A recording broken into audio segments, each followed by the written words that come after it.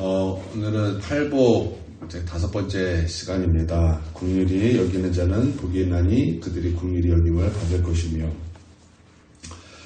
우리는 하나님의 심판대 앞에 서게 될 것입니다. 그 심판대 앞에서 우리 하나님은 우리의 모든 것을 다 들여다보실 것입니다. 우리의 말과 우리의 행동을 전부 다 들여다보실 것입니다.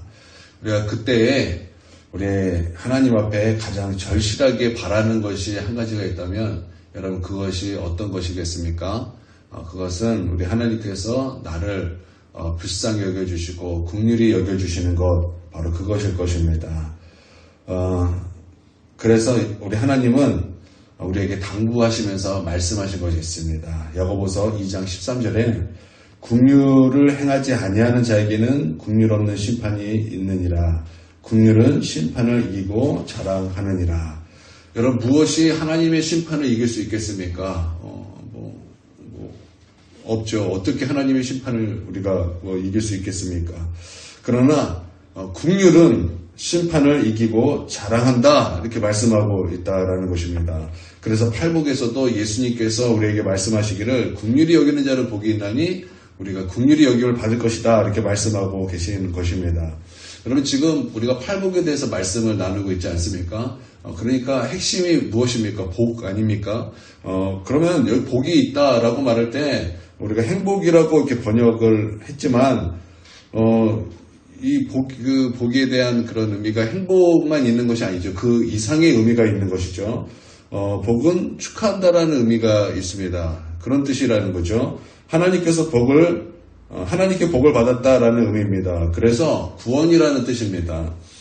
그런데 긍휼히 여김을 받는다라는 말이 딱 맞는 것 같아요. 그 말이 아주 딱 맞는 것 같습니다. 하나님께서 축하한다, 하나님께 복을 받았다라는 것입니다. 마치 긍휼히 여기는 자가 되었니? 축하한다, 하나님께 복을 받았다, 너는 하나님의 심판대 앞에서 긍휼히 여김을 받을 것이다 라고 말씀하고 있는 것 같습니다. 이것은 마태복음 18장에 만달란트 탕감받은 그런 비유의 그 말씀을 통해서 또 분명히 우리 가운데 말씀하고 있는데요. 만달란트 빚진 종이 있었습니다. 주인이 결산할 때 이제 만달란트 빚진 종에게 그것을 갚으라고 말을 하였습니다. 그러나 아무리 봐도 이 빚진 종은 그것을 갚을 능력이 없었습니다. 만달란트라는 것은 개인이 갚을 수 있는 그런 돈이 아닙니다. 그것은 어떻게 할 수 없는 그런 돈이었습니다. 그래서 이 주인이 그 종을 불쌍히 여겼습니다. 그래서 그 만달란트를 탕감해 주었습니다. 이것은 마치 우리의 죄악의 값과 같습니다. 우리가 어찌할 수 없는 값이에요. 죽음의 값입니다. 우리가 할 수 있는 그런 값을 치를 수 있는 그런 것이 아니다라는 것입니다. 그래서 이 탕감받은 이 종이 얼마나 감격스러웠겠습니까? 내가 어떻게 할 수 없는 그것을 탕감받았으니 내가 용서받았다라는 거죠. 은혜받았다라는 거죠. 그러니까 얼마나 감격스러웠겠습니까? 그런데 이제 이 종이 나갔습니다. 감격 가운데 감사 가운데 나갔다라는 것입니다. 그러다가 이제 자신에게 빚진 자, 그러니까 100데나리온 빚진 그 동료를 만나게 되었습니다. 그 동료를 만났으니까 이제 얼마나 그 기쁨 가운데 은혜 가운데 있었겠습니까? 그러면 어떻게 좀 좋은 마음이어야 되지 않겠습니까? 근데 좋은 마음이 아니었어요. 그 목을 잡습니다. 성경에 보니까 그 목을 잡았다 그랬어요. 이렇게 잡았겠죠. 멱살을 잡았나? 아니면 목을 이렇게 잡았나? 하여튼 목을 잡았대요. 목을 잡고 돈 갚으라고 그러는 거예요. 그리고 그를 불쌍히 여기지 않았다라는 것입니다. 그러고 나서 그를 감옥에 가두었다, 이렇게 말씀하고 있다라는 거예요. 전혀 불쌍히 여기지 않고 긍휼히 여기지 않은 그 모습이었다라는 것입니다. 그 얘기를 주인이 듣게 되는 것입니다. 주인이 듣고 그것에 대해서 이제 뭐라 그럴까, 이제 막 분노를 한다, 진노를 하였다, 이 표현이 맞을 것 같아요. 진노를 하였습니다. 그리고 그 종을 부릅니다. 그러고 나서 이제 하나님께서 말씀하시는 거예요. 이 악한 종아, 그러고 말씀하시는 거예요. 악한 종아. 내가 너에게 빚을 탕감해 주었는데, 내가 너를 불쌍히 여긴 것 같이 너는 왜 너의 동료를 불쌍히 여기지 아니하느냐. 이게 주님의 말씀이었다라는 거예요. 그러고 나서 너 이제 갚을 때까지 내가 너를 옥에 가둘 것이다. 그리고 이제 옥졸에 내어 주었다라고 이제 그런 말씀이 있습니다. 그리고 말씀하시기를 형제를 용서할 것을 말씀하세요. 형제를 용서할 것을 말씀하십니다. 근데 용서하지 않으면 너 용서 취소가 된다. 이렇게 말씀이 이어진다라는 것입니다. 그러므로 긍휼히 여기라는 거예요. 긍휼히 여기라는 것입니다. 긍휼이 없으면 긍휼이 없는 심판을 받게 되고, 긍휼히 여기면 하나님께서 긍휼을 베풀어 주시고 심판을 이기고 자랑하게 된다라는 것입니다. 여기서요, 긍휼히 여긴다라는 것은요, 불쌍히 여긴다는 같은 단어예요. 같은 단어라는 것입니다. 그러므로 긍휼은요, 용서를 말하는 거예요. 용서를 말한다라는 것입니다. 여러분, 용서하면서 하십시오. 용서하면서 하십시오. 왜 우리가 미워하며 삽니까? 용서하지 못했기 때문에 그래요. 왜 우리 안에 분노가 있습니까? 그거 용서하지 않았기 때문에 그래요. 여러분, 용서하면서 하십시오. 용서하지 않으면요, 우리 하나님 앞에서 우리가 받은 용서가 취소될 수 있다라는 것입니다. 그래서 여러분, 산상수훈 가운데 예수님께서 우리 가운데 가르쳐 주신 그 기도, 주기도문에 보면은 우리가 우리의 죄를 사하여 준 것 같이 우리의 죄를 사하여 주시옵소서. 주님이 우리를 용서해 주십시오가 먼저가 아니라 우리가 우리의 죄를 용서한 것 같이 우리의 죄를 용서해 달라고 그렇게 먼저 이렇게 기도해야 된다고 말씀하고 있다라는 것입니다.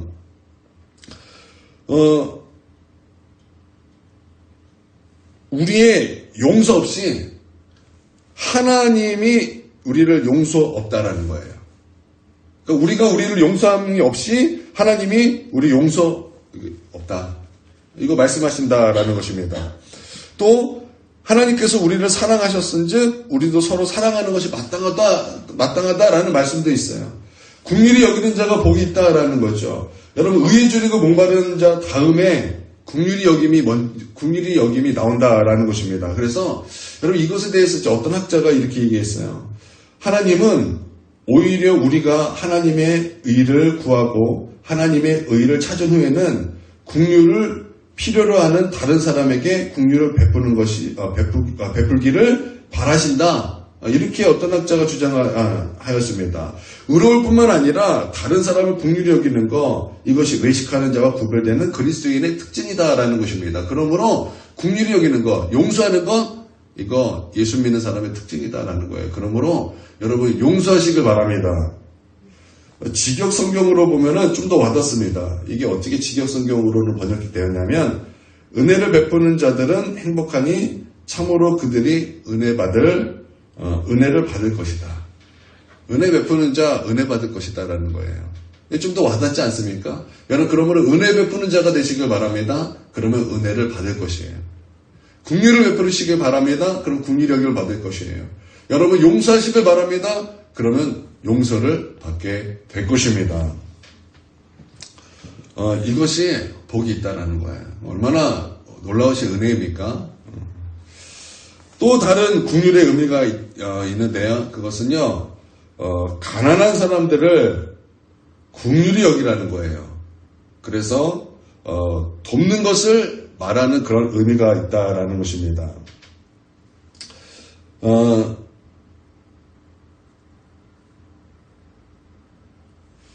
우리 교회에서 정확히는 이제 우리 집에서 어려운 분을 도왔던 적이 있었습니다.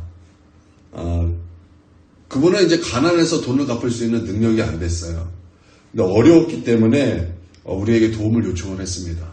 그래서 이제 달달이 이제 한 30에서 40만 원씩 달달이 이렇게 보내주었던 그런 적이 있습니다. 그러고 나서 이제 한 1년 넘게, 제 기억으로는 1년 정도 넘게 그렇게 이제 도와주었던 적이 있었습니다. 그분은 이제 능력이 없기 때문에, 갚을 능력이 없기 때문에 그걸 바라지도 않았어요. 그런데 우리가 어려워질 때가 이제 되었을 때 갑자기 그분은 우리가 어려운 것을 몰랐어요. 지금 우리 집이 굉장히 힘들고 어렵고 정말 지금 되게 지금 힘든 상황인 것을 몰랐습니다. 그런데 그분이 갑자기 전화를 하더니 돈을 갚겠다는 거예요. 돈을 갚겠다. 그래서 100만 원씩 한 4번을 갚으시는 거예요. 그래서 우리가 그것을 보면서 와, 긍휼을 베풀었더니 하나님께서 이렇게 긍휼을 우리에게도 이렇게 베풀어 주시는구나. 정말 이것을 이렇게 체험하니까 정말 우리 하나님 말씀이 얼마나 은혜로운지 몰라요. 여러분, 우리 교회가 빚이 있었어요. 3천만 원의 빚이 있었습니다. 그런데 우리 하나님께서 긍휼을 베풀어 주셨어요.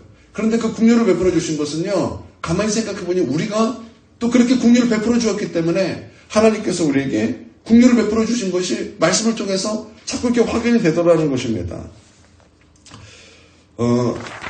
마태복음 25장에서 예수님이 천사들과 함께 오실 때 그때 임금이 그 오른편에 있던 자들에게 예비된 나라를 상속받으라 라고 이렇게 말씀하시면서 마태복음 25장 35절에서 36절에 내가 줄일 때에 너희가 먹을 것을 주었고 목마를 때에 마시게 하였고 나그네 되었을 때 영접하였고 헐벗을 때에 옷을 입혔고 병들었을 때에 와서 보았느니라 이렇게 말씀하셨습니다. 그때 의인들이 이렇게 말을 합니다. 우리가 언제 그랬습니까?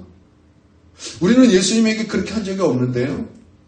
그렇게 질문을 이렇게 말을 합니다. 그랬더니 40절에 임금이 대답하여 이르되 내가 진실로 너에게 이르노니 너희가 여기 내 형제 중에 지극히 작은 자 하나에게 한 것이 곧 내게 한 것이라 하시고, 지극히 작은 자, 그러니까 가난한 자에게 너희가 긍휼을 베푸는 거 그거 나한테 한 것이다. 나한테 한 것이다. 그래서 내가 너에게 긍휼을 베풀 것이다 라고 말씀하고 계시는 것이라는 것입니다.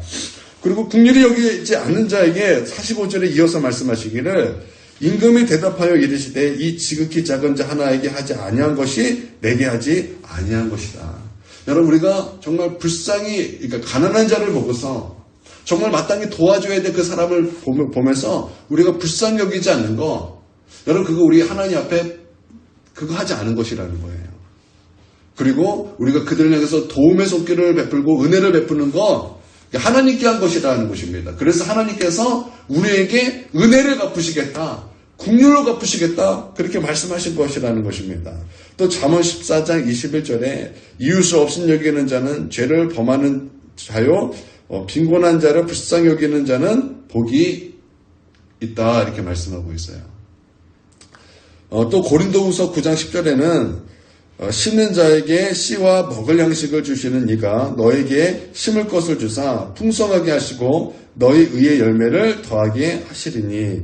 우리가 우리 어제 말씀에서 의에 대한 말씀을 들었습니다. 그러므로 의의 열매를 더하겠다라는 말씀은요, 구원을 말하는 것과 또한 배부르다라는 뜻이 있죠. 배부르게 될 것이다.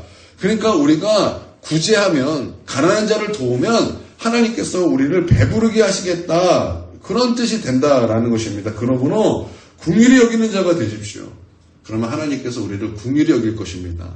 은혜 베푸는 자가 되십시오. 하나님께서 우리에게 은혜를 베풀어 주실 것입니다. 불쌍히 여기는 마음을 가지십시오. 그러면 하나님께서 우리를 불쌍히 여기실 것입니다.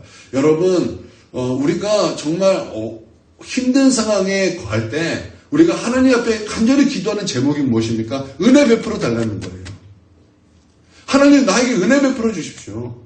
하나님, 나를 긍휼히 여겨 주십시오. 하나님, 나를 불쌍히 여겨 주십시오. 여러분 그렇게 기도하지 않습니까? 저는요, 정말 힘든 상황이 왔을 때 그렇게 하나님 앞에 간절히 기도하는 것이 바로 이것입니다. 하나님, 나를 좀 긍휼히 여겨 주십시오. 하나님, 제발 나를 좀 불쌍히 여겨 주시고 나에게 은혜를 베풀어 주시고 은혜를 나를 둘러 주십시오. 그것이 저의 기도라는 것입니다.